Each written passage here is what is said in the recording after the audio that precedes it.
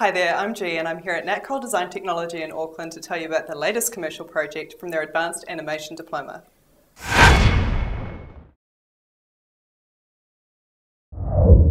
Some history first. In 2006, the class produced a project called The Guardians for game development company Meteor Interactive and Film Factory NZ.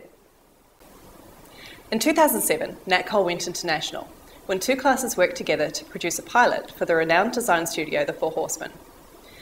The project, entitled Seventh Kingdom, went on to be screened at the International Comic-Con events in San Diego and New York. Following on from that project, the 2008 class attempted to produce another project for The Four Horsemen called Gothotropolis. But as producer Ian Lopez explains, it was a project that sadly went wrong. It was originally supposed to be about a 4-minute animation, and it ended up being a 1-minute trailer. And it was a nightmare, basically. It was a nightmare project. So we just really felt like we had to do something different. So in 2009, it was decided to change direction. As a trial, the students would focus only on the actual task of animation, but would be given a shorter time frame to complete the project. Well, we decided that we wanted to try something quite different. For Gothotropolis and the preceding Seventh Kingdom, we worked with an international client, and we decided we'd try and get a local New Zealand client who, in theory at least, would be able to come in regularly and meet with the students. With this in mind, Ian Lopez approached popular comic book artist Lyon, creator of Space Chronicles. Veteran storyboard artist Victor Gaitan was then brought on board to help establish the visual look of the project, expanding upon the ideas of creator Lyon while production of the 3D models began. We were very lucky to get Victor to come in and do the storyboards for us, and I think he did a very, very professional job. I thought the storyboards were great. They were much better than I anticipated. I mean, storyboards in my mind before I saw those were crude drawings that didn't even resemble the characters. The storyboards were very professionally made. It was very easy to follow, and it helped. The other thing that it helped with was it fueled the discussions. We were able to constantly refer to it as a basis point for what the artist wanted to portray versus our interpretation.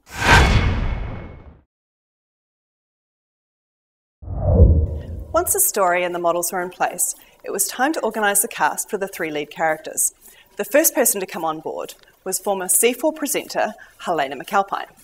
Hey, I'm Helena McAlpine, formerly of C4, and I am your voice for, what's her name? Zana. Zana!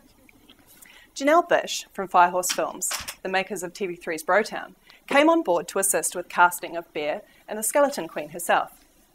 After numerous auditions, stage actress Doran Kemes and actor John Tamahiri landed the roles. With Ceres under my control, none will dare stand against their queen again. Ceres! Ceres! Is this puny bunch of bones the best you can come up with?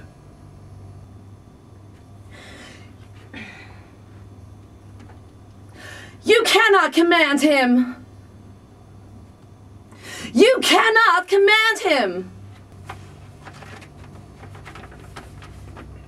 Right. Very good. Recording took place without any drama, and then it was time for the students to start work.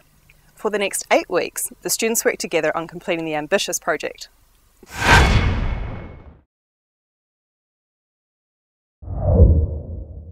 The students spent many hours helping each other out, and in stark contrast to previous years, overall it was a relatively stress-free experience for all involved.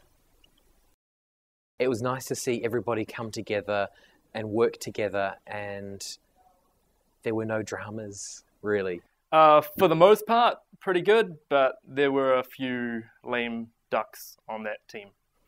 It was good. I know a lot of the people in our class didn't really, I don't think they were very comfortable communicating with each other so much. Like, we all worked together quite well, but there were definitely a few members that were quite quiet, and when it came to group meetings and stuff, they didn't have so much input, but I like to think that I tried to talk to everybody and see what was going on everywhere, and help out where I can, or give some feedback on people's work. And then by doing that, I got quite a lot of feedback on my own work. So. Every week, the students took part in production meetings where the latest version of the project was shown. Some of these meetings were attended by creator Cy Lim, where he was able to offer his input to the class.